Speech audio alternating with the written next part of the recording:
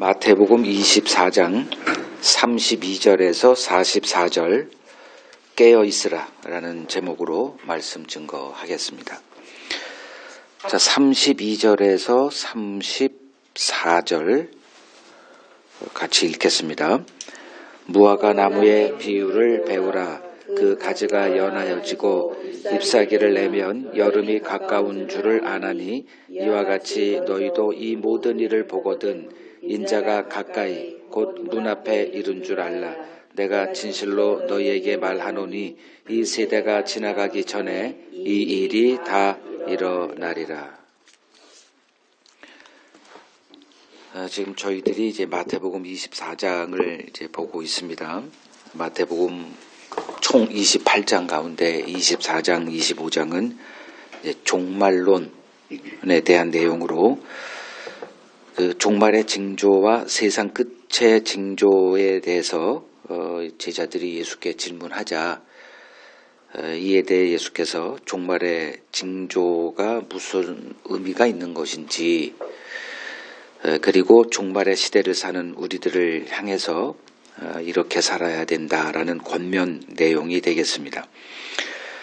그 예수께서 이제 언급하신 종말의 징조를 이렇게 쭉 살펴봤죠. 우리가 몇 주 동안 살펴봤는데 두 가지로 이제 압축해서 볼 수가 있어요. 하나는 예루살렘 성전의 무너짐, 그리고 미혹 아래 놓인 세상 현실, 미혹이 일상이 되는 세상 현실을 이제 종말의 징조로 얘기를 하셨단 말이에요. 그 예루살렘 성전의 이제 무너짐, 그러니까 마태복음 23장에서 이제 서기관과 바리새인들에 대한 저주를 쏟아 부으셨죠. 마치 한 놈만 팬다는 식으로 유대인들의 많은 종파들이 있었지만 그거 다 무시하고 서기관과 바리새인 한 사람들만 이제 세워놓고 그들의 신앙 체제를 이제 이렇게 저주의 세계로 이렇게 몰아가십니다. 그리고 나서 예루살렘을 향해서 예루살렘이 황폐하게 되리라. 그것을 받아들일 수 없었던 제자들이 예루살렘 성전을 보이면서 이렇게 예루살렘 성전이 있는 예루살렘이 무너질 수가 있겠습니까? 즉 하나님이 함께하는 이 예루살렘이 이방인의 습격을 공격을 받고 멸망한다? 이건 있을 수 없는 거 아닙니까? 그러자 예수님이 성전을 가리키시며 돌 위에 돌 하나 남지 않고 다 무너지게 되리라. 이제 이렇게 얘기를 이제 하신 거죠. 그러니까 이제 그때 이거 농담이 아니구나. 우리 망하겠구나.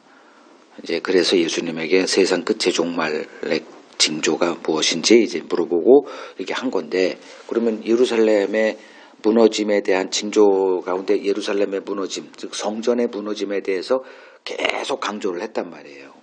그건 우리가 다 강론을 했으니까 이제 아는 내용이죠. 그럼 예루살렘 성전의 무너짐과 이 의미하는 게 뭐냐?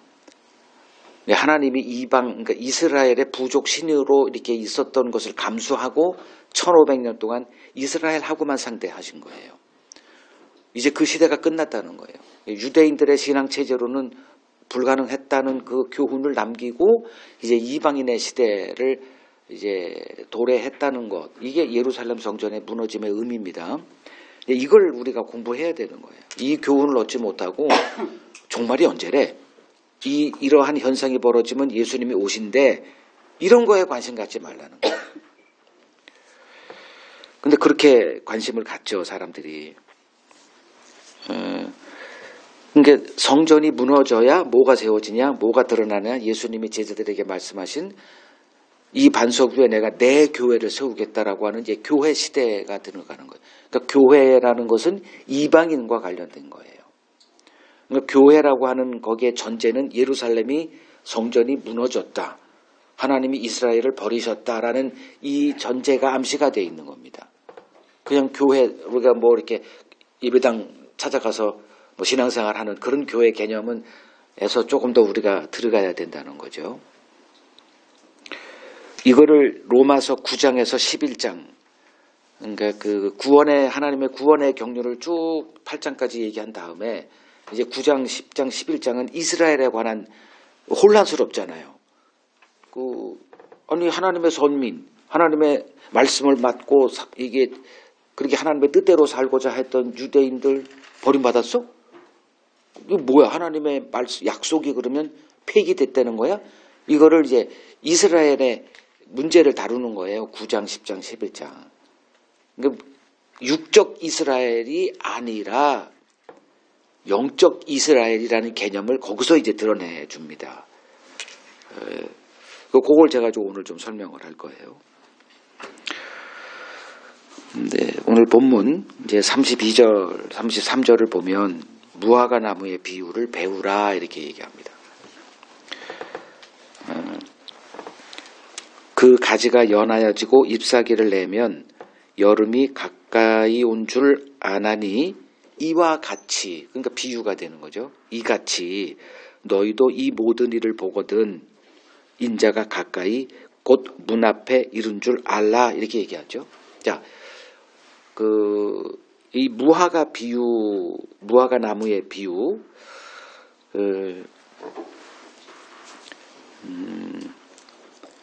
어떻게 해석들을 하고 있나요? 뭐 많이들 들어보셨을 거예요. 뭐 대부분의 사람들이 그 1948년 재건국된 이스라엘 사건으로 이렇게 해석을 합니다. 이게 이제 전에도 언급을 했던 세대주의 종말론의 이제 결과물로 이렇게 보시면 돼요. 그러니까 세대주의 종말론하고 이렇게 연결돼 있다 이렇게 보는 거죠. 그 AD 70년 이제 로마에 의해 이제 멸망당한 이스라엘은 2000년 동안 전 세계에 다 뿔뿔이 흩어져 인간 역사에 이스라엘은 존재하지 않았어요. 나라가 사라진 겁니다. 그러다가 2차 세계대전 이제 당시 독일 나치에 의해서 유대인들이 엄청난 박해를 받잖아요. 가스 실로 들어가서 죽임 당하고 뭐 모든 재산 몰수당하고 이 일로 인해서 유대인들이 똘똘 뭉친 거예요. 그래서 이제 어떤 벤구리온이라는 사람이 이제 시오니즘을 표방하고 우리 이렇게 못 살아. 그래서 전 세계에 흩어져 있던 유대인들이 이제 그 시오니즘을 이제 깃발을 내걸고 이제 그 팔레스타인으로 몰려들면서 국제 정제 역학상 이제 영국, 그 당시 영국이 세계 최강대국이었으니까 영국의 도움을 받고 건국이 된 거예요.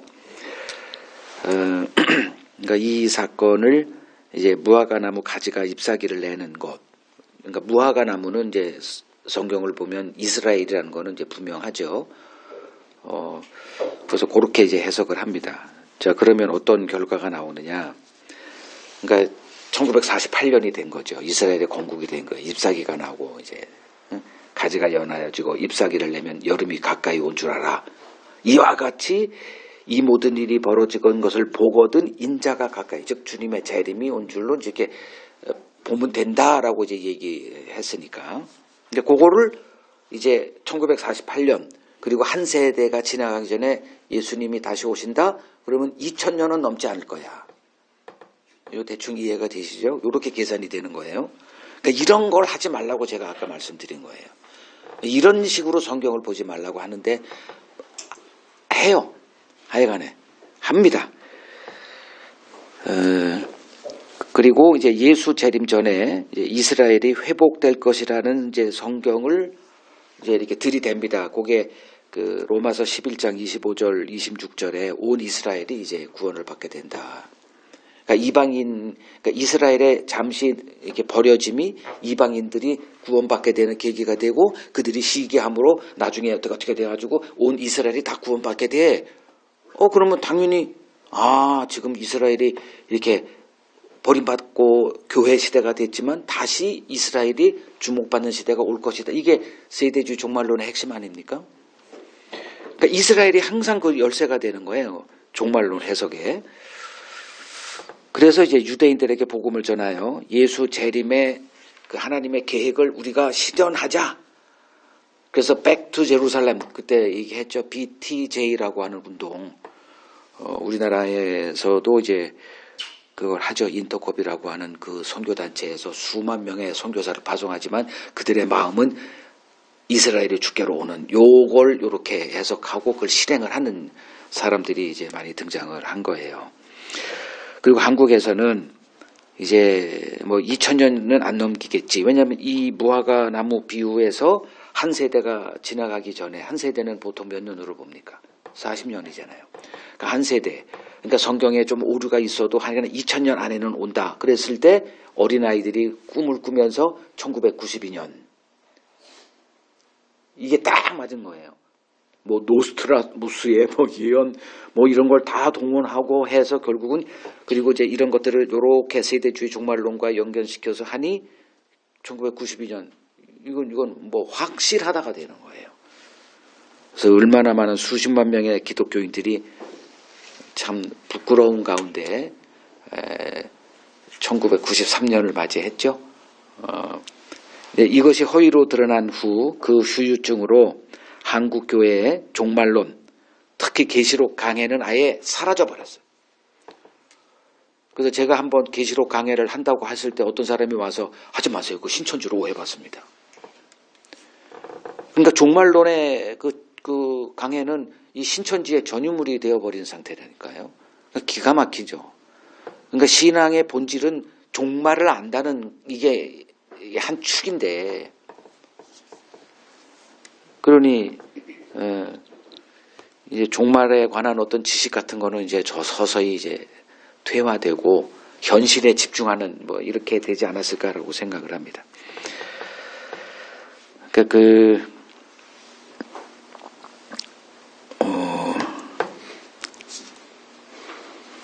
다시 말씀드리지만 육적 이스라엘이라고 하는 그 개념을 머리에서 좀 버리시라는 거예요.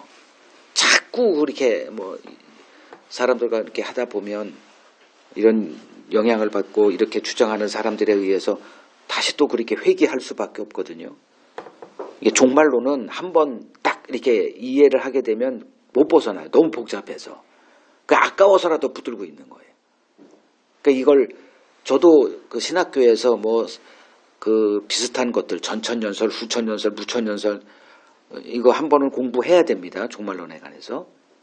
그거 다 공부하고 그리고 내 것 이거 수립하기까지 굉장히 많이 혼란스러웠고 힘들었고 이제 그걸 하고 있다가 이제 복음의 눈이 열린 후 이렇게밖에 설명할 수가 없어요. 복음의 눈이 열린 후에 이거를 싹 반납한 거예요. 이거 참 아깝지만 그러니까 여러분들도 이게 육적 이스라엘이라고 하는 이 개념을 싹 내려놓으란 말이에요. 그래야 이 복음에서 이렇게 제시되어지는 하나님의 계획을 제대로 해석할 수 있게 될 겁니다.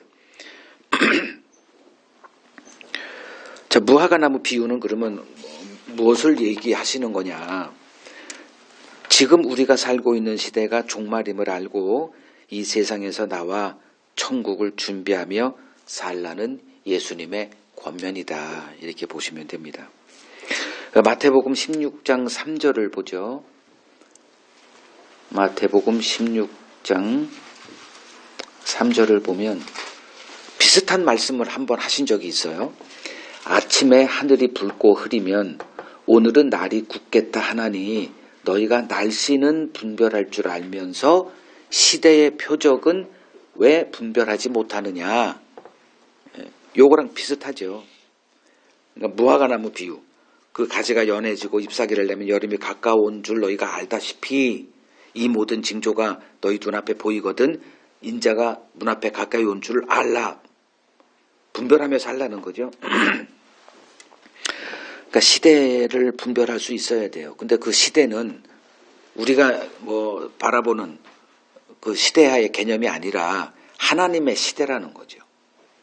성경을 아니까 성경을 통해서 하나님이 왜 이 세상을 창조하시고 거기에 인간을 살게 하고 뭐 하는 거야? 그러니까 우리는 하나님을 버렸으니까 방향을 잃어버렸죠. 그러니까 우리들이 그냥 마음대로 해석하는 거예요. 뭐 유토피아가 있고 디스토피아가 있고 여러 가지로 그냥 뭐 온갖 이론들이 그냥 그래서 뭐 취사 선택을 해요. 그러지 말고 하나님이 알려주신 하나님의 말씀 안에서 이 시대를 분별하며 살아라. 34절을 보면 이 세대가 지나가기 전에 이 일이 다 일어나리라 라고 이제 말씀을 하십니다. 그래서 여기서 이 일이란 예루살렘 성전의 무너짐을 지칭한다 이렇게 보시면 되고요. 그러면 종말의 교훈은 한마디로 요약하면 왜 하나님이 이스라엘을 버리셨나 이걸 배우라는 거예요. 그리고 종말을 준비하면서 하려는 거예요.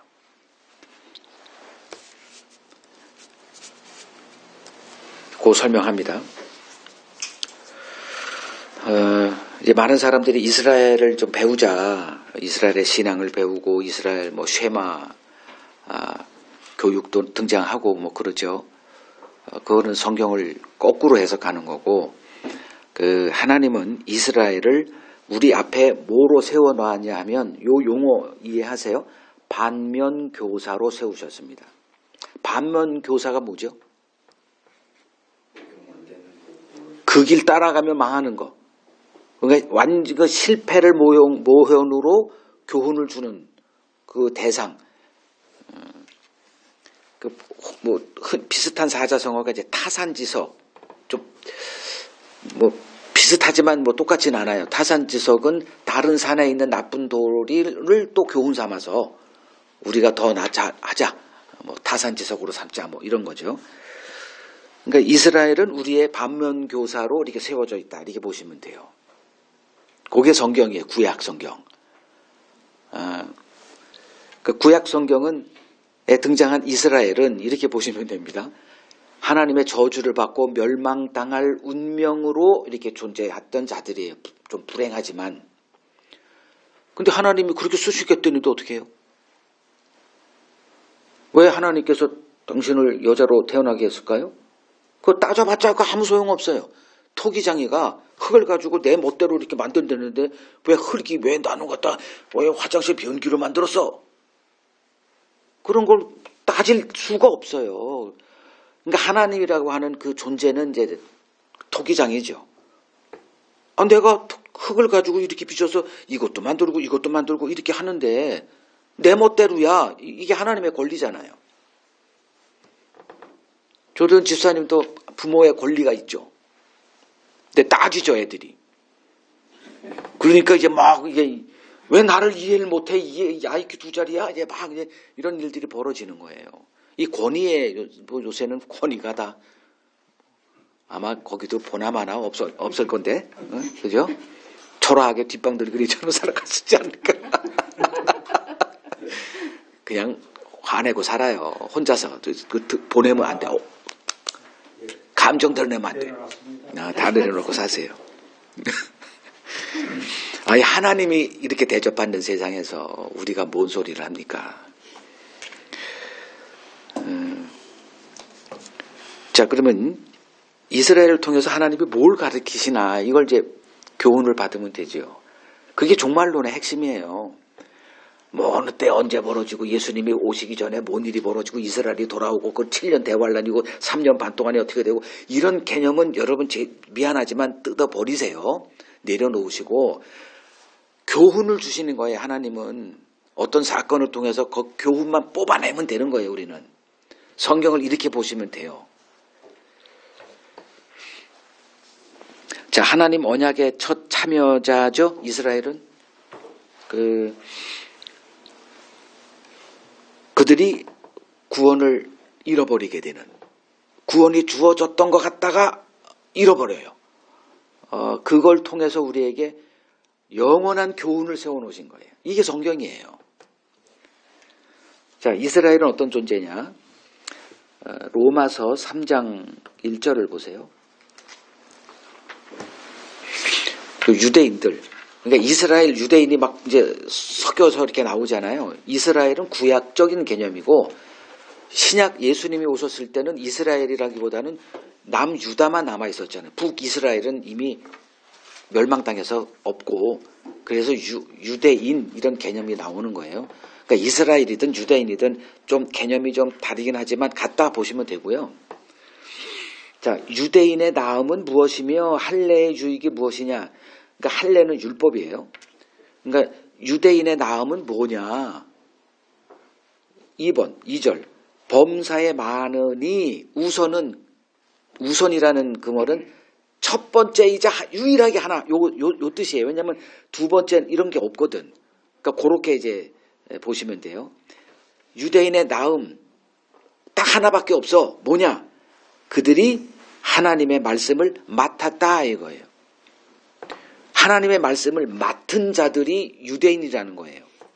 그러니까 오늘날 기독교인들도 동일하게 적용할 수 있죠.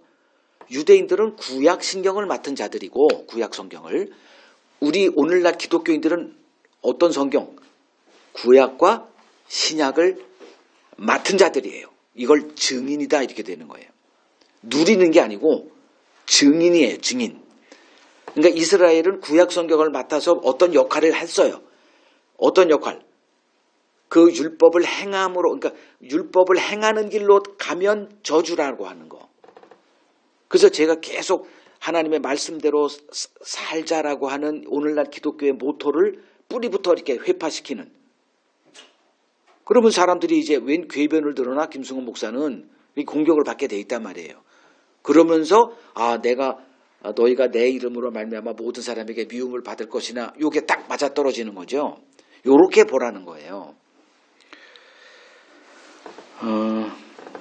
그 하나님의 말씀을 맡은 유일한 민족이었죠. 뭐 특혜도 이런 특혜가 없죠. 예를 들어서 시험을 봐야 되는데 그 시험 답안지를 미리 준 거예요. 이렇게 시험 답안지가 아니라 문제지를. 근데 그 문제지를 미리 주어졌어. 그 전날 밤에. 그러니까 이전 사람 동원해가지고 그 문제를 풀어서 그 다음날 딱 갔을 때 얼마나 마음이 든든하고 그럴까요? 이미 다 준비가 돼 있는데. 이게 유대인들의 입장이었죠. 그래서 그 하나님의 말씀을 이제 연구하고 하나님의 뜻을 알고 나름대로 이제 이렇게 살면 이제 천국 가겠다라고 이제 살 수 있었던 민족이 유대인들이었어요. 그래서 어떤 삶을 살았느냐? 그 행함의 길로 갔다는 거죠. 성경대로 살자. 근데 모든 게 다 그 검증을 거치잖아요. 우리도 이제 지금도 열심히 이제 성경 공부하고 말씀 듣고 이제 이렇게 해요. 근데 나중에 검증이 있잖아. 그게 심판입니다. 그 심판을 통과해야 돼요. 유대인들이 당한 심판은 어떤 거냐? 예수라는 존재가 등장한 거예요. 그러니까 예수님이 등장했을 때 그들의 신앙이 검증받는 기회였어요. 근데 예수를 알아봤나 못 알아봤나? 못 알아봤죠. 못 알아보고 예수를 거부한 사건이 십자가 사건이죠. 그러니까 십자가 사건은 이 세상이 이 성경을 갖고 있는 유대인들조차 예수를 못 알아봤으니 이 세상은 소망 없어 라는 이 의미가 담겨 있는 거예요. 이 십자가라는 거는. 더 이상 소망 없어. 그래서 예수를 믿어라가 되는 거예요. 그러니까 예수 믿으면 천국 가, 이거로 시작하면 안 돼. 왜 예수를 믿어야 되는지가 구약 성경이에요. 이거를 알지 못하고 나 예수 믿었으니 천국 가지, 계속 이것만 반복해 봤자, 그리고 이제 교회생활 열심히 하고 목사님께 순종하고, 이건 아무 의미도 없다는 거예요. 하나님은 이러한 기계적인 어떤 기능적인 그러한 사람들을 통해서 뭐 찬송이 받으실까요? 그럼 말도 안 되죠. 그래서 우리한테 깨달으라 이렇게 하는 거예요. 그러니까 깨달음이 없이 성경을 보면 뭐만 보이냐면 어떤 그냥 방법론이 나오는 거예요. 무슨 주의, 뭐 세대주의, 뭐 칼빈주의, 뭐 이렇게만 갑니다. 그리고 거기에서 이렇게 머물러 있죠. 거기서 벗어나라는 거예요. 하나님 말씀 앞에서 하나님이 우리에게 가르치고자 하는 것을 깨닫는 그 상태에서 하나님이 이제 이렇게 함께 할 수 있는 사람으로 세워져 갑니다.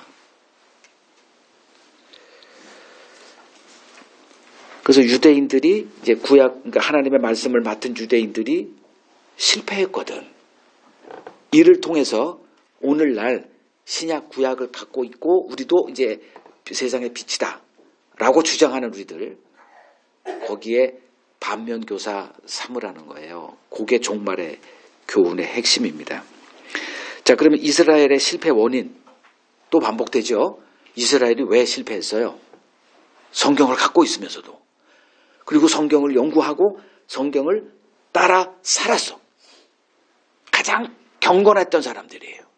경건하다라는 말은 하나님의 말씀에 충실하다, 신실하게 한다 이런 뜻이니까. 근데 실패했어. 이유는 성경을 문자적으로 보았기 때문에 이제 여기서부터 가지고 어려워져요. 이게 어려워지는 거예요. 이게. 그러니까 제 설교가 어려운 게 이거를 끄집어 들어갈 수밖에 없으니까. 그 결과 그러니까 성경을 문자적으로 보면 행하라잖아요. 이건 하지 말고 이건 해. 그러니까 굉장히 단순한 종교의 영역으로 갑니다. 그러니까 불교도 굉장히 심오한 철학이 있어요. 뭐 윤회니 뭐 어쩌고저쩌고 업보니 뭐 인과관계 뭐 이런 그런 것들이 다 있는데 저도 이제 한번 그래 오늘 우리 한국에 이제 이 불교 사상이 깔려 있을 텐데 연구했죠. 그리고 오류가 뭔가 내 나름대로 갖고 있는데 그건 시간이 없으니까 그러면 이제 그 유대인들은 이제 그 구약 성경은 그냥 하라예요. 잔소리 말고 해 이거예요. 그리고서 율법 그 613개나 되는 그것을 이걸 하고 저걸 하고 그걸 이제 연구해가지고 그걸 실천하는 삶으로 이렇게 살아와서 예수님의 앞에 그 모습을 뭐라고 예수님이 보였냐면 잡혀 돌아가시기 전 며칠 전에 성전 새벽에 가면서 무화과나무를 보시고 이제 뭐 시장하다 열매 있으면 내 따먹지. 그리고 이제 가가지고 열매를 찾았는데 뭐만 있어? 잎사귀만 무성하다 그러죠. 그리고 열매는 없어. 그리고 저주를 퍼붓잖아요. 자, 잎사귀가 뭐예요? 이스라엘을 이렇게 표현한 거예요. 그 한마디로 잎사귀만 무성해. 그건 뭐예요? 껍데기. 그걸 오늘날 그 해석 그렇게 적용을 하면 예배가 되겠죠. 주일 성수가 되겠죠. 걔들은 안식일을 지키는 거고 우리는 이제 그걸 예수님의 부활을 기념해서 주일 성수가 되고 그 주일날 딴 데 가면 안 돼. 이렇게 이런 사람들을 물론 기독교인들 가운데도 많이 놀러 가는 사람도 있지만 뭐 지난주 안 나왔잖아. 다 핑계는 있잖아. 합리적인 게 있잖아. 그러니까 근데 그 사람들은 목숨을 거는 거예요. 그러니까 이제 기독교인들도 그 목숨을 거는 코로나까지 우리 뭐야 죽어도 그냥 신앙 안에서 죽자 이런 사람들 엄청나게 많거든요. 거기서 기쁨, 종교적인 만족감을 누리고 예배, 성경 읽기, 기도, 11조, 헌금 이런 모든 것을 예수님의 눈에는 뭐다? 잎사귀라고 하는 거예요. 그러니까 이게 눈에 보이는 거거든. 그러니까 이제 그걸 많은 사람은 이제 좀 더 이렇게 위에 올라가 있고 뭐 목사, 장로, 권사 그리고 집사는 좀 한 중간쯤. 그리고 이제 계절, 절기 신자, 뭐 성탄절만 찾아오는 사람들. 뭐 이런 사람들로 이렇게 나눠지고 그거 다 뭐다? 잎사귀만 무성하다는 거예요. 열매는 없는 거예요. 열매가 이게 본질인데 그러니까 하나님이 우리에게서 보고 싶은 게 잎사귀가 아니라는 거예요. 열매를 보고 싶어 하는데 하나도 열매를 맺지 못하고 있다. 그럼 우리는 또 통뼈예요? 우리는 뭐 열매를 맺히고 살까? 여러분 삶 한번 양심에 손 얹고 한번 해보세요. 뭐만 있어? 잎사귀만 있을 거예요. 그래서 뭐 하라? 예수를 믿으라가 되는 거예요. 그래서 예수님이 이제 그 무화과나무를 향해서 뭐라고 했냐면 이제부터 영원토록 네가 열매를 맺지 못하리라 이런 저주를 퍼부었거든. 이걸 어떻게 해석했죠? 이 신앙 체제로는 천국 못 가 이거예요. 하나님이 원하는 그 열매 너희들이 보일 수 없어. 이 의미라고 내가 설명을 드렸잖아요. 안 되는 거예요. 그 신앙 체제는. 그러니까 이걸 바꿔야 돼요. 새 포도주를 담을 새 부대로 변화되지 않으면 불가능하다는 거예요. 자, 유대인들은 성경을 이제 문자적으로 이해했죠. 그래서 구원을 자기 노력으로 얻어보고자 한 거예요. 그게 율법을 맡은 자들에게 주어진 특혜였는데 그 길로 갔다는 거죠. 이러한 신앙관을 따라 행하는 것이 하나님을 대적하는 일이었음을 그들은 전혀 눈치채지 못한 거예요. 로마서 10장 2절에서 3절에 나옵니다. 지식을 쫓아 행한 열심이 아니었다는 거죠. 그러니까 열심으로 그러니까 경건생활에 힘썼고 오늘날도 우리 한국교회는 남들보다 좀 더 열심이잖아요. 새벽 기도라는 게 있잖아. 그러니까 외국에서 아무리 열심을 해도 한국교회를 따라올 수 없는 게 새벽 기도 때문에 그래요. 일주일 내내 교회 나와. 새벽 기도 없잖아 우리는. 감사해요, 나한테. 그러니까 목사가 된다는 거는 새벽 기도의 이제 메인자가 되는 거예요. 그러니까 한국교회 목사는 4시간 이상 자면 그 사람은 좀 불량 목사예요. 그 구조 자체가 그래요. 철야 있죠. 모임이 수도 없이 많습니다. 기본적으로 새벽 기도가 있고. 그러니까 옛날엔 4시에 모였는데 요새는 한 5시, 5시 반 이렇게 하긴 하지만 저 때는 4시에 모였어요. 그리고선 목사니까 미리 가잖아요. 또 차량 운행까지 하죠. 안 나온 사람 가가지고 문 두들겨가지고 끄집어 나와가지고 설교 시간 다 지났지만 하여간에 훈련시켜야 되니까 끄집어 놓고 왔다 도장 찍고 가게 한단 말이에요. 목사는 거기에 강대상에 앉아가지고 전화 돌린단 말이에요. 그 정도로 열심을 냈어요. 근데 탈락한다? 견뎌내겠어요? 그러니까 청군분에서 제일 목소리 크게 낼 사람들은 누구다? 한국교회 성도들이 가장 큰 소리로 항의할 거예요.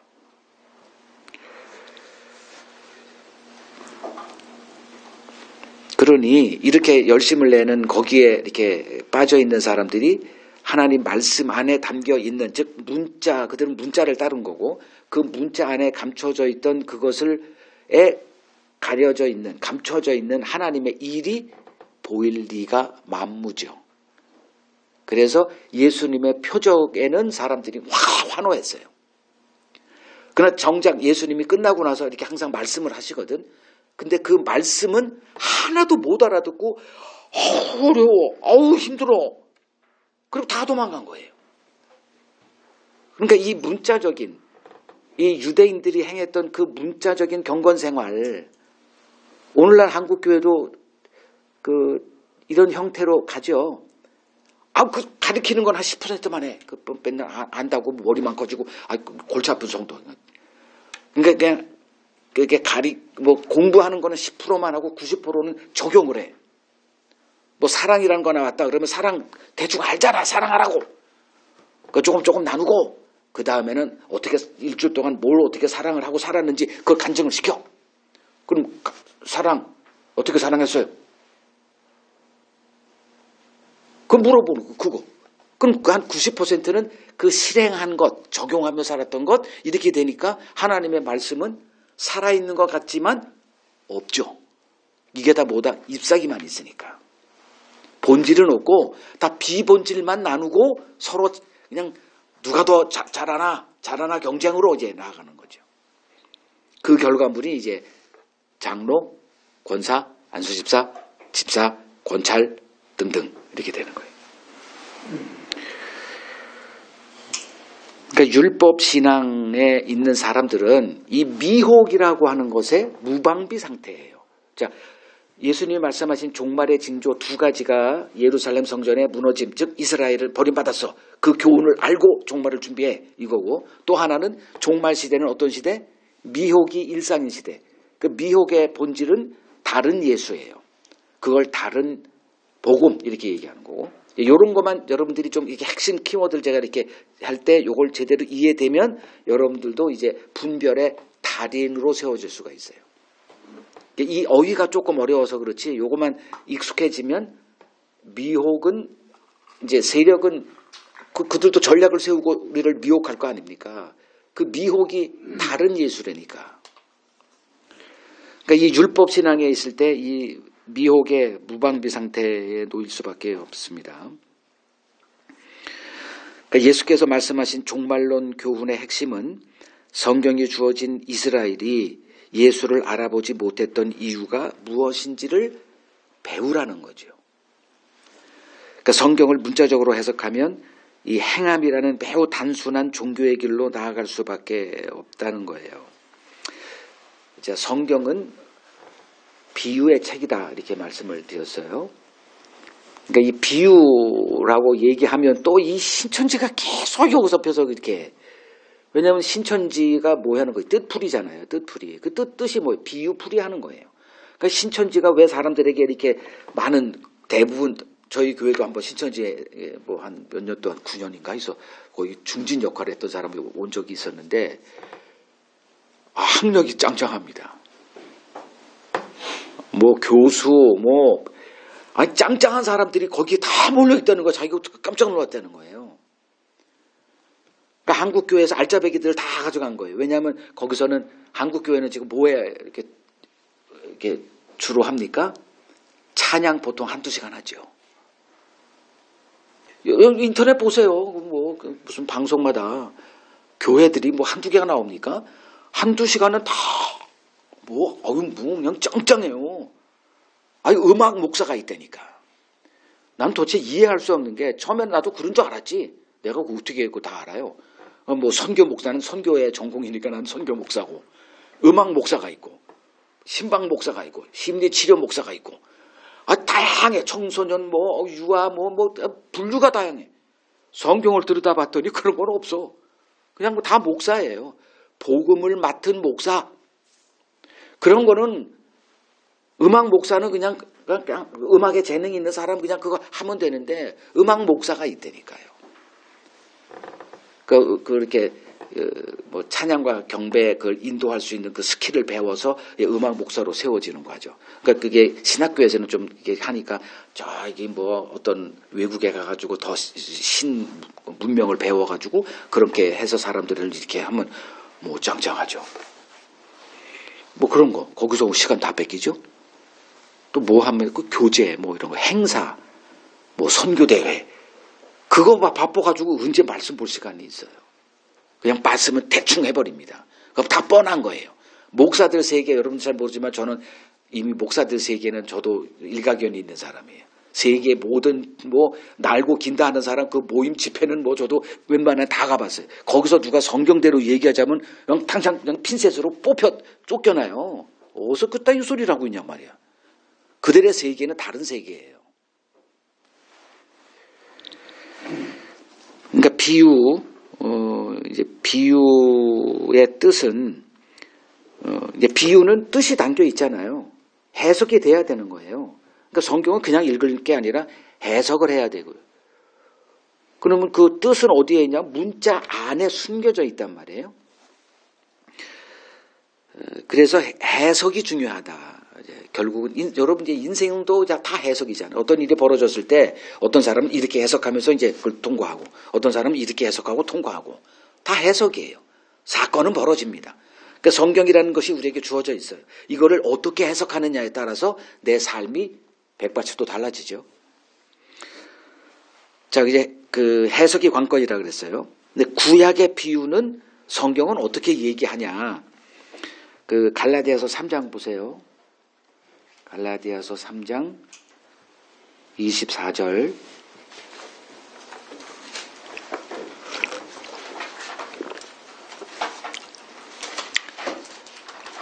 이같이 율법이 우리를 그리스도께로 인도하는 초등교사가 되어 이런 말이 나와요. 그리고 25절을 보면 믿음이 온 후로는 우리가 초등교사 아래 있지 아니하다. 그러면 율법은 구약 성경 이렇게 보시면 된다 그랬고 구약 성경은 뭐와 같다? 초등교사. 그럼 믿음이 온 후로는 더 이상 우리는 초등교사에 매이지 않아. 거기서 해방됐어. 이 소리잖아요. 그럼 믿음의 세계에서 우리는 성경을 초등교사인 율법의 시각으로 보지 않는다가 되잖아요. 그러면 이렇게 보겠습니다. 그 신약은 구약을 기초로 하늘에 속한 비밀을 가르치는 책이다 이렇게 정의 내릴 수 있죠. 그러니까 구약을 이렇게 주신 이유가 있잖아요. 1500년 동안 이 구약을 이제 쓰는 기간을 주셨고 그 역사를 통해서 이런 신앙 체제로는 천국 못 가가 이제 확증되게 하나님이 이렇게 경륜을 잡으셨어요. 그러니까 이 기초 위에 신약이 등장한 거잖아요. 그러니까 신약은 구약을 기초로 뭘 가르쳐? 뭘 가르치냐? 하늘에 속한 복을 가르치는 거예요.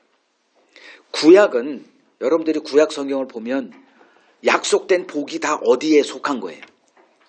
땅에 속한 것들이에요. 그러니까 이게 헷갈리는 거예요. 아니 하나님이 땅에 속한 복을 얘기하셨잖아. 그 약속했잖아. 다 땅에 속한 복이에요. 싸우면서 이기는 거. 다 우리 이기길 원하잖아요. 경쟁 사회에서. 전쟁만 없지 우리는 경쟁하고 산단 말이에요. 거기서 이기게 해주겠대. 내 말씀에 거하고 이걸 지켜 행하면 내가 승승장구 형통을 약속해요. 그리고 그 형통이라는 게 뭐냐 하니까 병이 안 걸려. 가정이 행복해. 다 이런 약속들이에요. 그러니까 다 이 땅의 약속이거든. 근데 이게 다 뭐다? 하늘을 가리키는 비유다. 하늘의 모형이다. 그림자다. 이렇게 나오잖아요. 그래서 신약 성경은 뭐다? 구약을 기초로 하늘에 속한 비밀을 가르치는 책이다.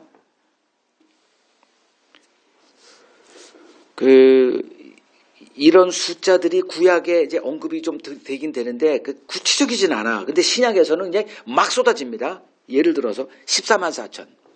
뭔 숫자예요? 이게 참 이게 덫이에요. 그러니까 제가 청년 때 14만 4천이 구원받은 수라는 설교를 듣고 나서 기독교 신앙 떠날 뻔했어.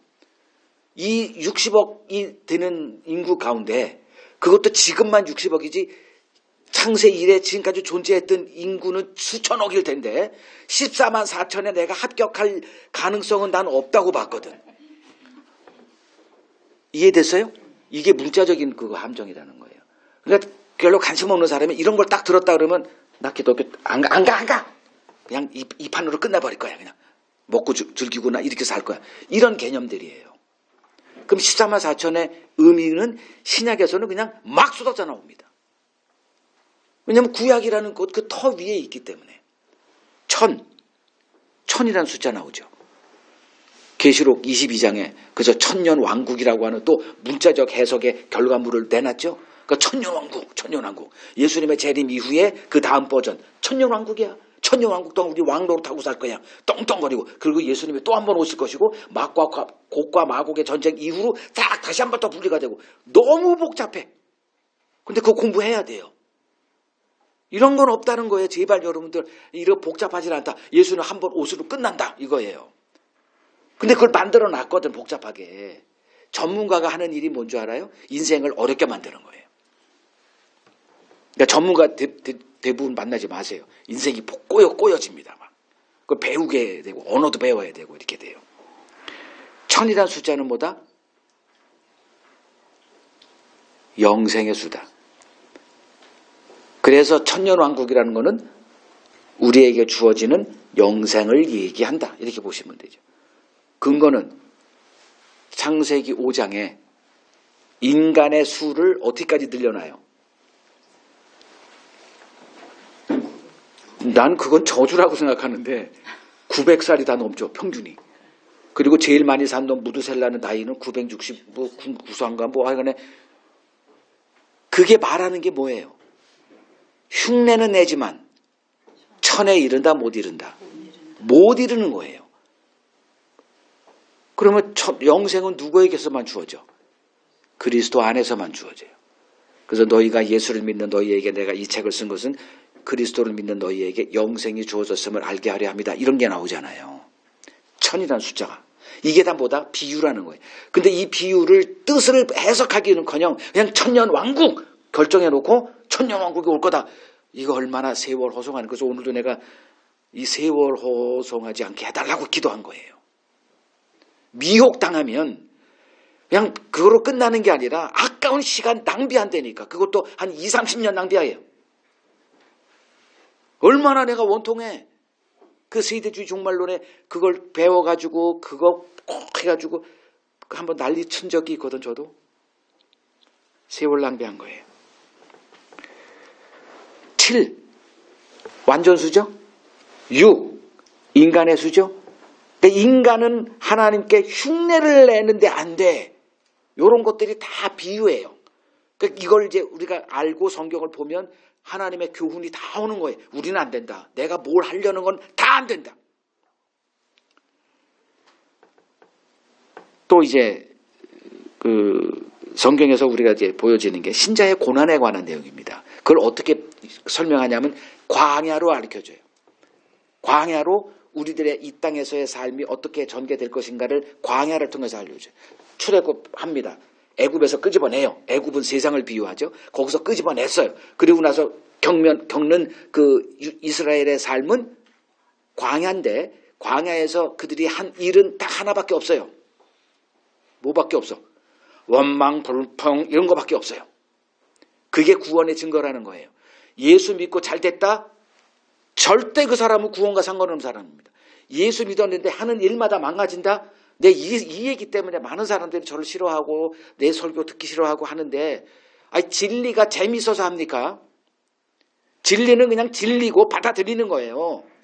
예수님이 뭐라 그랬어요? 너희가 나로 말미암아 나와 관계되는, 내가 너희들을 불러서 해서 나와 관계가 되는데, 나로 말미암아 너희가 모든 민족에게 미움을 받고, 이 미움이라는 게 이제 그 결과물이 고난이에요. 가난하게 된다거나. 신약 성경 보세요. 초대교회 신자들이 떵떵거리고 산 사람이 한 사람이 있으면 나 목사직 관도. 다 극한 고난에도 핍박에도 가난함에 됨에도, 가난함이라는 것은 거의 재산 몰수를 당하는 거예요. 그걸 극복하고 지금 믿음에 서 있는 너희들이, 히브리서 같은 경우는 다시 또 유대교로 간다? 말이 되냐? 그걸 쓴 거예요, 이렇게. 그래서 그 환란을 신자가 이 땅에서 겪는, 지난주인가 지지난주도 우리가 이런 환란 이 세상에 없을 것이다. 그럼 우리들에게 주어지는 거니까. 이 세상을 알지 못하는 거니까. 그래서 1260일이라는 그 단어가 계속 나와요. 3년 반, 한때, 두때, 반때, 뭐 이런 어휘들이 막 나와서 교훈을 하는 거죠. 그 숫자를 가지고 계산해서 종말의 때를 하라는 게 아니고, 그 숫자를 직면할 때마다, 그래, 나는 환란을 겪는 게 마땅해. 왜 그러지? 예수가 이런 대접받은 곳이니까. 내가 예수 안에 거해서 예수를 믿는 자라면 마땅히, 상전이 그런 대접받았으면 그 따르는 자는 마땅하지. 그러면 견딜 수 있는 힘이 생기는 거거든요. 그래서 결국은 뭐다? 깨달음이 복이라는 거예요. 성경을 보고 깨달으라고 하는 거예요. 깨달으라고, 숫자 계산하지 말고. 이 깨달음이 어떻게 되느냐? 그 마태복음 13장 거기를 보면 예수님이 이제 씨 뿌리잖아요. 길가, 돌짝, 가시떨기, 그리고 이제 좋은 밭에 떨어졌다 하면 듣고 깨닫는 자니, 이렇게 나오거든. 그들이 100배, 30배, 60배 열매를 맺는다, 이렇게 나오잖아요. 깨달음이 핵심이에요. 매일 깨달음의 복을 하나님은 우리에게 남겨놨어요. 이걸 능력이다, 이렇게 되는 거예요. 깨달음이 곧 능력입니다. 깨닫지 못하니까 그냥 어리버리 하고 그냥 쉬운 길로 가는 거예요. 종교의 길, 아주 단순한, 이거 해, 새벽기도 가, 그럼 가. 잠룡종 3개 놓고 그냥 일어나서 가. 얼마나 단순해. 종교는 단순해요. 그러나 이 복음의 세계는 좀 복잡한 게 있어요. 왜? 깨달으라고.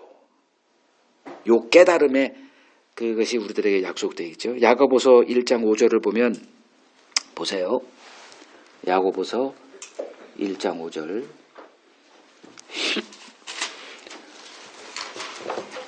너희 중에 누구든지 지혜가 부족하거든 모든 사람에게 후히 주시고 꾸짖지 아니하시는 하나님께 구하라, 그리하면 주시리라, 이렇게 말합니다. 성경을 볼 때 항상 잊지 말아야 될 게, 한 구절만 가지고 해석하다 보면 엉뚱한 해석 나온다 그랬죠. 그러면 이 구절이 무슨 뜻인가 보려면 문맥을 보라 그랬죠. 항상 뒤로 이렇게 가서 전체를 보게. 그러면 뭔 얘기를 하는 거예요 지금? 2절, 3절, 4절에. 너희들에게 임할 여러 가지 환난을, 시험 얘기하잖아요. 그럼 시험 당할 때 가장 어려운 게 뭐예요?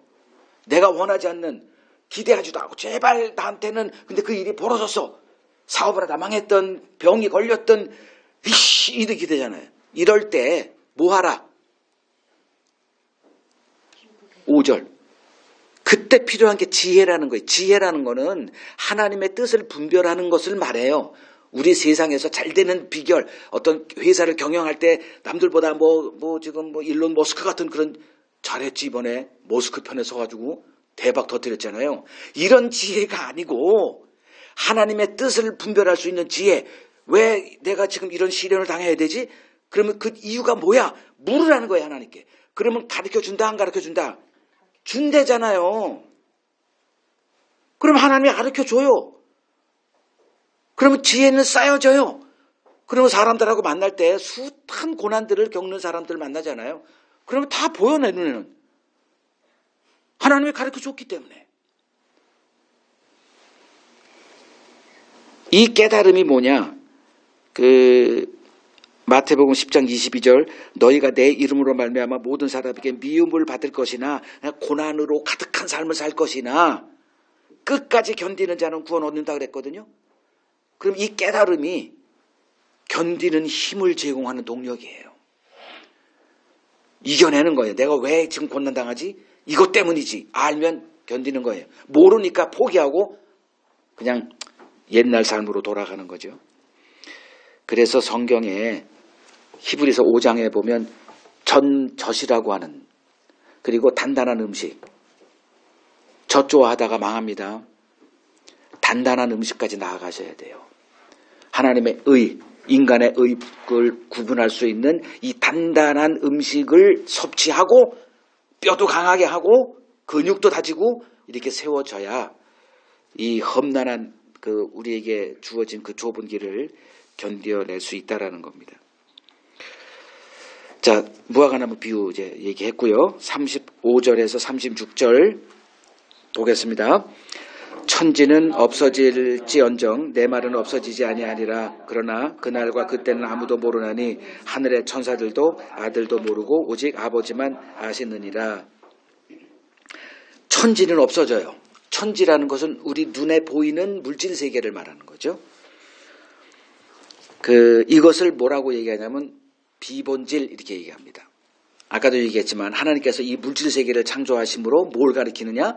보이지 않는 영의 세계를 가르치는 보조 도구로 사용하신다.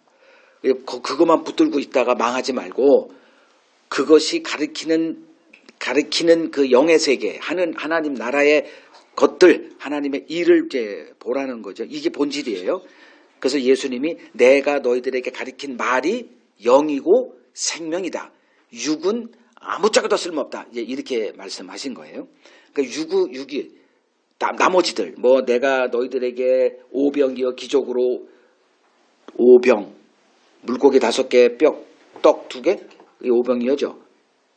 그거 가지고 여자만 5천 애들하고만 5천 한 2만 명을 먹이고 12광줄이 남기고 이건 다 뭐다? 비본질. 지금 먹고 배불러. 됐어. 비본질. 본질은 그 말씀 안에서 이 표적 안에서 예수가 누구야라는 이게 본질이죠. 이게 영이라는 거예요. 그 본질을 예수님이 얘기하셨죠. 표적을 보고 따라와. 그때 예수님이 입을 열어서 영을 얘기합니다. 아무도 못 알아듣고 다 도망가. 옆에 있는 제자들 너희도 가려느냐? 그랬더니 우리가 어디 가나요? 이렇게. 그건 예수님이 붙들어 놨기 때문에 못 가는 거고. 영의 해석을 못하면 다 떠나가는 거예요. 못 알아듣으니까. 아니 여러분들 말씀이 이게 들려야 재밌잖아요. 버틸 수 있잖아요. 근데 안 들리고 해서 죽겠어 그냥. 죽을 맛 아니에요. 1시간이 돼 또. 자, 비본질. 천지는 없어진다 그랬거든요. 내 말은 없어지지 않아요. 왜? 영이기 때문에. 영만 영원합니다. 그러니까 그 천지, 눈앞에 보이는 모든 것들, 거기에는 이스라엘도 등장하고 없어졌죠. 예루살렘 성전 영원한 줄 알았더니 없어졌죠. 예수님 와서 헐어버려라. 눈에 보이는 거 다 헐어버려. 이것들은 다 나를 가리키는 건데 너희들이 그것으로 나를 보지 못하고 있으니까 헐어버려. 그래서 내가 직접 영을 부어주는 것으로 이제 끝나버리는데, 비본질은 모두 사라질 것들이에요. 예수님이 말씀하셨죠. 심는 것마다 대 안을 아버지께서 심지 않는 것은 다 뽑혀질 거다. 아주 그냥 선언하셨어요. 그거 붙들지 말라는 거예요. 눈에 보이는 것. 부부관계 본질 뭡니까? 부부관계의 본질 사랑이죠. 부부관계의 본질은 사랑이에요. 그 나머지 모든 것들은 다 비본질이에요. 남편이 열심히 돈 벌어와가지고 그냥 집도 하고 살고 여행도 가고 뭐 좋은 가구들 TV 빵빵한 거 이런 거 다 비본질이에요. 다 살아봐서 알 거 아니에요. 본질은 뭐예요? 관계 속에서 그 무슨 관계예요? 서로 하나님이 다 알려줬거든. 서로 알아가는 관계에서 이제 눈만 보면 다 알아요. 이제 거기서 세워지는 그 사랑이라고 그래. 그걸 사랑. 우리가 흔히 얘기하는 사랑 이런 세상이 말하는 사랑이 아니고 그냥 한 몸이 되어가면 그걸 사랑이라고 얘기를 해요. 우리 한 몸이 돼가고 있나 모르겠어. 한 몸, 우리 한 몸. 이 한 몸 되어진 이걸 사랑이라고 그러는 거예요. 이게 본질이라는 거예요. 이거는 안 없어져요. 하나님의 본질이 뭐죠? 사랑이죠. 하나님이 자기를 얘기를 했어요. 하나님은 사랑이시라. 그 사랑에서 이 모든 것들이 다 나온 거예요. 이 세상 역사도 등장했고 우리도 존재하고 다 하나님의 사랑 안에서. 그래서 우리가 이제 하나님과 이렇게 동행하려면, 즉 천국에 들어가서 천국의 삶을 살려면 뭘 알아야 되느냐? 사랑이 뭔지를 알아야 되는 거예요. 인간 관계든 하나님과의 관계든 본질은 사랑이죠. 그래서 그 계시록 2장 에베소 교회를 이제 이렇게 진단하면서 그들의 여러 가지 행위들을 이렇게 쭉 나열해요. 그러나 너희들이 한 가지 잊어버렸다. 이거 돌아와서 회복하지 않으면 내가 촛대를 옮겨버리겠다. 첫사랑을 회복해라. 이거잖아요. 이거 심각한 얘기죠. 왜냐하면 우리는 사랑을 몰라요. 상대방을 이렇게 나의 행복의 도구로 삼는 것만 달인들이지 이 사랑에 관한 것은 거의 우리는 몰라요. 어디서 배운 적도 없어요. 누가 본을 보여준 적도 없고. 마태복음 7장 21절 23절에서 그들이 이제 예수에게 나와서 마지막 심판의 때를 보여주는 거예요. 내가 당신의 예수의 이름으로 이것하고 저것하고 이거 뿜뿜 이렇게 뿜뿜을 내는데 예수님이 뭐라 그래요? 이 불법을 행하는 자들아 내가 너희를 알지 못하니 내게서 떠나가라 그러죠. 왜 그랬을까? 사랑의 관계가 아니었기 때문에 그래요. 그냥 예수 이름 뜯어먹어서 예수 이름 불어가지고 이 땅에서 잘 되고 뭐 이걸 또 행해주고 뭐 어떻게 저쩌고 다 자기 유익을 구하는 거예요.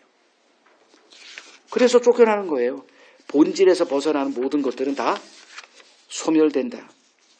그래서 이 세상에서 영원한 것은 그 하나님의 말씀을 증거하는 하나님의 말씀뿐이다 이거죠. 말씀 안에 거하십시오. 본질 안에 거하고 싶으면.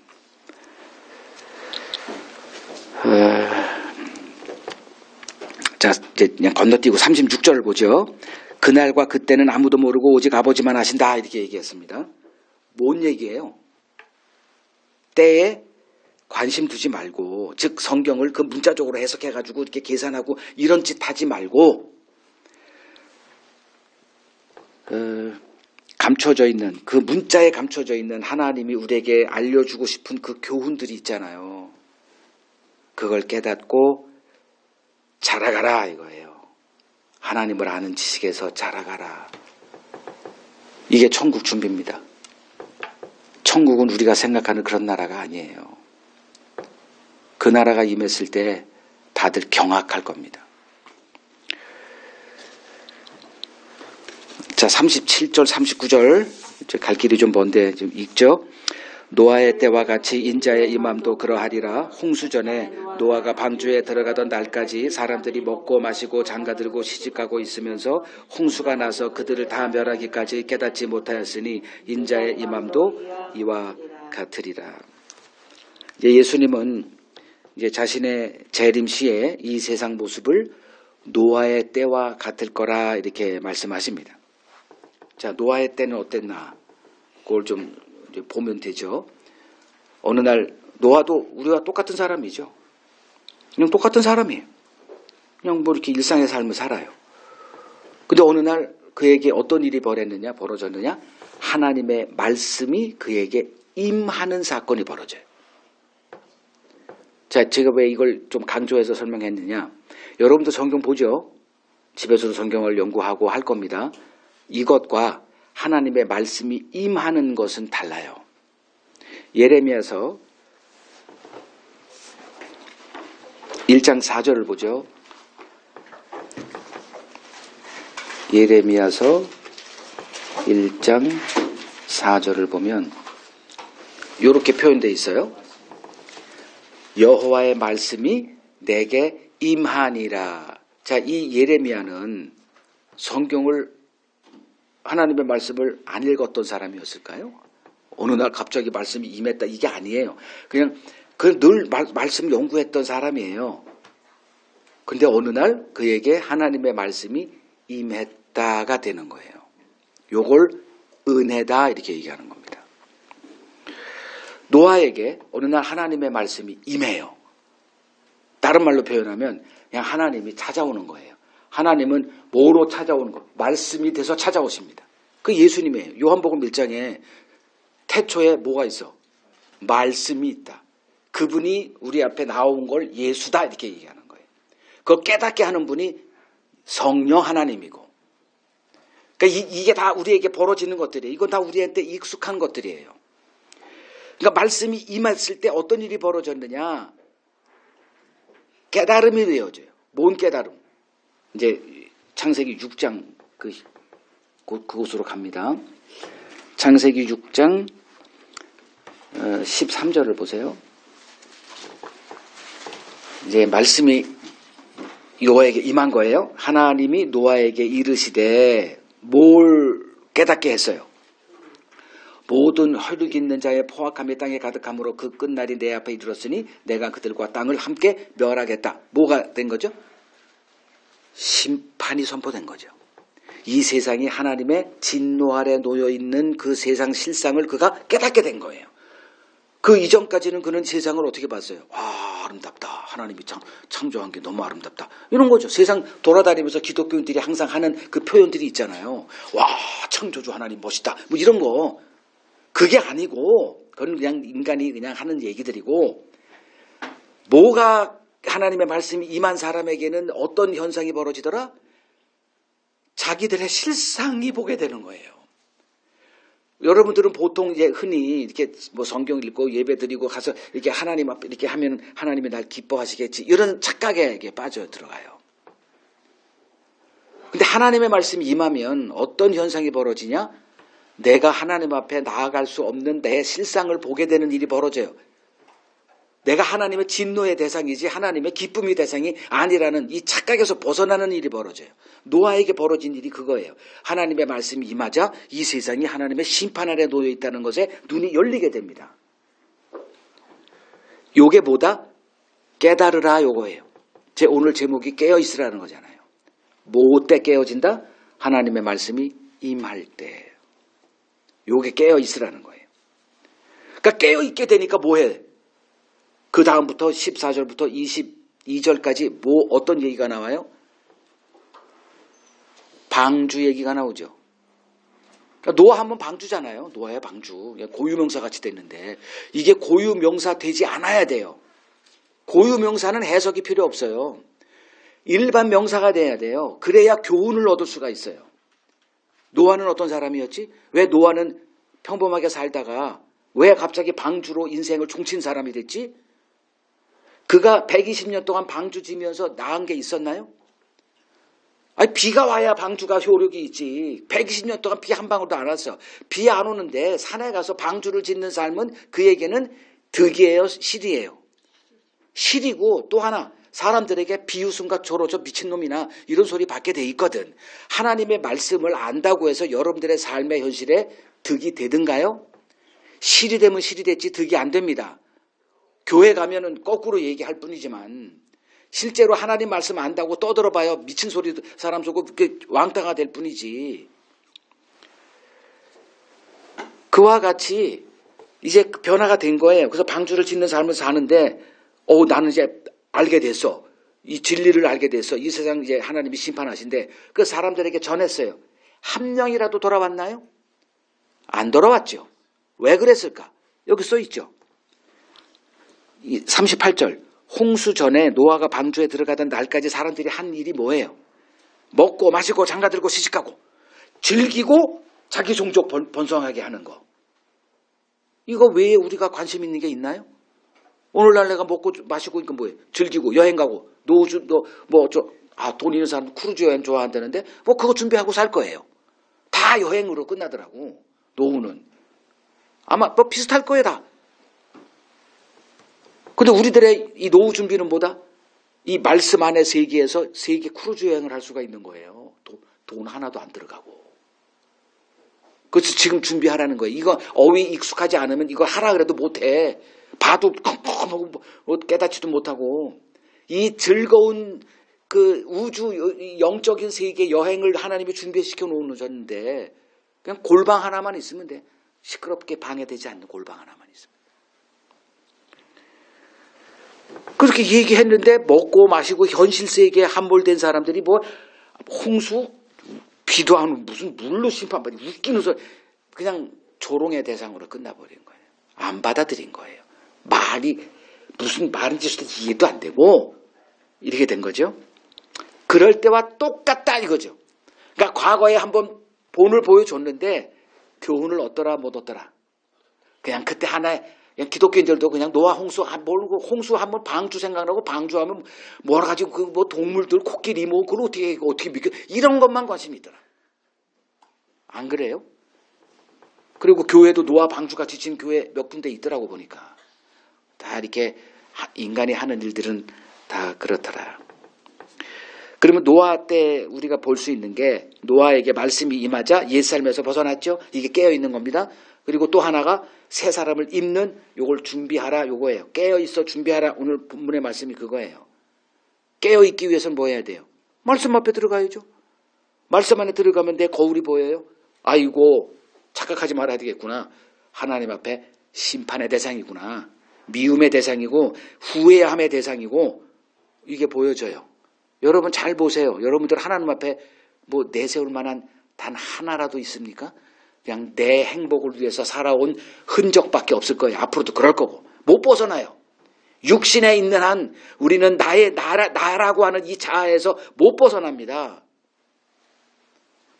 거기서 이제 건져주는 게 방주라는 게 등장한 거예요.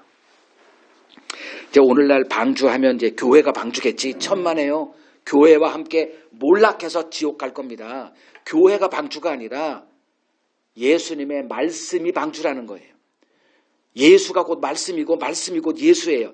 성경이 곧 예수고 그래서 이 성경에서 예수를 보지 못하면 시간 낭비 세월 호송하는 거예요.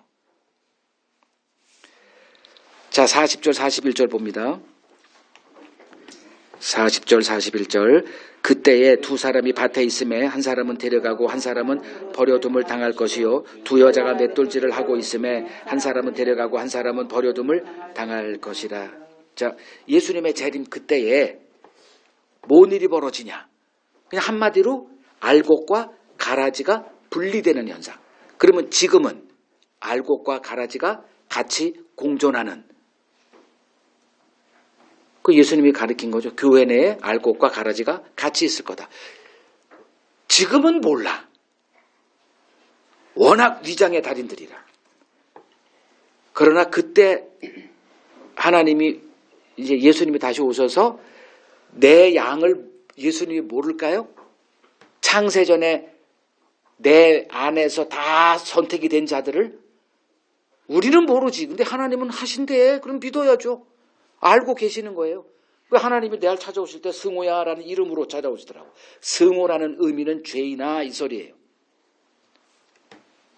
주여나 무슨 또? 이 사악한 죄인아 이렇게 부르시고 오세요. 내 이름을 정확하게 하세요. 거기에 아멘하고 응답한 자들이 신자들이에요. 모를까요? 아세요.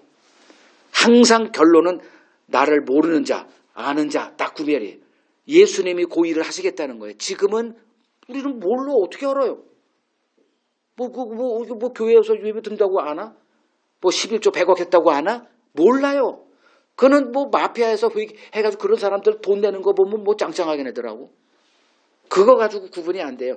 마지막 때 그 일이 벌어진다. 요거 하나 이제 알고 있어야 하는 거예요. 그래서 지금 우리가 해야 될 작은 일이 뭐냐면 아무하고나 사귀면 안 되는 거예요. 경건의 모양은 있으나 경건의 능력을 부인하는 자들에게서 내가 돌이키라 이렇게 하는 거예요. 경건의 모습 뭐죠? 잎사귀. 경건의 능력은 본질을 따라 예수를 아는 지식 안에서 같이 이게 되네? 소통이 되네? 이런 자들과 같이 사귀라는 거예요. 마지막 42절 44절 읽겠습니다. 그러므로 깨어있으라. 어느 날에 너희 주가 임할는지 너희가 알지 못함이니라. 너희도 아는 바니 만일 집주인이 도둑이 어느 시각에 올 줄 알았더라면 깨어있어 그 집을 뚫지 못하게 하였으리라. 이러므로 너희도 준비하고 있으라. 생각하지 않을 때 인자가 오리라. 이제 결론이죠. 그러므로 깨어있으라. 왜 깨어있으라?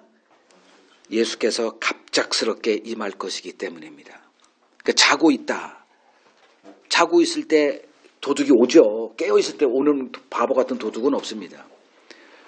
그러니까 도적같이 임하겠다네요. 근데 우리는 깨어 있는 자래요. 빛에 거하기 때문에. 그래서 이제 깨어 있는 게 중요하다는 거죠. 예수의 재림 때 이 세상은 그냥 푹 세상에 빠져 잠자고 있을 거예요. 얼마나 열심인지 모릅니다. 이 세상 사람 사는 거 돈 벌기 위해서 부자 되기 위해서 몸부림치는 거 저도 잘 모르는 게 아니에요. 얼마나 치열하게 연구하는. 저도 젊었을 때는 자기 개발서를 진짜 엄청나게 읽었습니다. 그러니까 어제보다 더 낫지 않은 오늘을 맞이할 때 정말 괴로워했고 막 그랬어요. 자기 개발이죠. 영어 공부해야 되고 단어 22,000개 외워야 되고 뭐 또 뭐 해야 돼.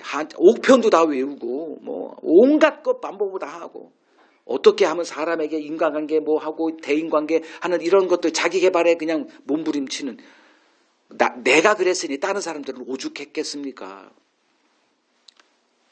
조지서는도 그랬을 거예요. 치열하게 공부했을 거예요. 치열하게 자기 준비하고. 근데 세상은 그걸 뭐라고 얘기하냐면 잠잔다고 얘기하니까 문제지. 탕자의 비유에서 보통 탕자를 여자들 그 색질하고 그리고 뭐 도박하고 흥청망청 놀러 다니고 이렇게 얘기하는데 아니에요. 그 탕자는 어떻게 사는지 아까 조금 아까 얘기 말했던 고시 합격하기 위해서 절에 올라가서 눈썹 밀고 이렇게 절제하고 이런 거를 탕자라 이렇게 얘기를 해요.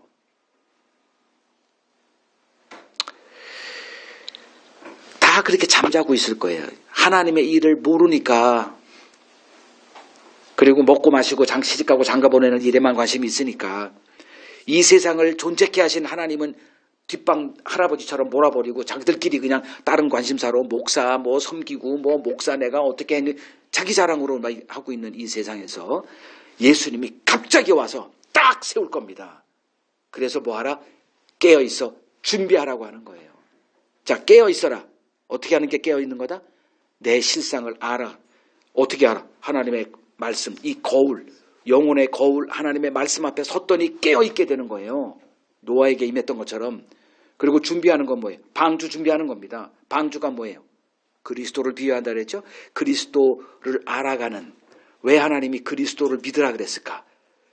왜 하나님이 이스라엘을 세워놨다가 1500년 후에 가차없이 버렸을까? 이런 교훈들을 알고 이 길 가면 망하는구나. 그래서 예수를 믿어야 되는구나. 자기 자랑 가는 길은 이건 필시 멸망하는 거구나. 이런 게 준비하는 거예요. 그러니까 준비보다 중요한 게 뭐예요? 깨어있는 거죠. 깨어있지 않으면 준비할 수 없어요. 무엇이 중요하다? 말씀의 세계에 거하는 것. 이 기쁨이 우리에게 주어져 있어요. 말씀 안에 그것을 들어가 보면 뭐가 주어진다? 깨달음이란 기쁨이 주어진다. 이 비밀에 참여한 자로서 준비할 수 있는 모든 것을 하나님은 다 갖춰 놓으셨습니다. 세월 허송하지 않고 깨어 준비하는 가장 지혜로운 자들로 사시길 소망합니다. 아멘.